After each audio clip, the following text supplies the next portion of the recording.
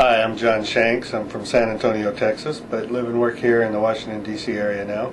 I was a police officer in San Antonio in the South Texas area for 22 years. And today I'd like to ask you to join the Brady Campaign to Prevent Gun Violence and the Brady Center in their efforts to combat gun violence in our communities.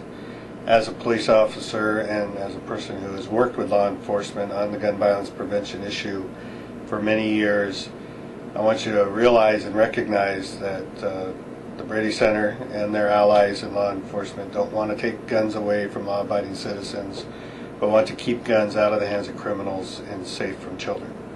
It's very important that you support those efforts by joining with the Brady Campaign and the Brady Center and work with them to reduce gun violence through common sense measures that will help them continue their work, especially working with law enforcement to address the issues such as buying guns at gun shows, secondhand sales, straw purchases, background checks, and things of that nature.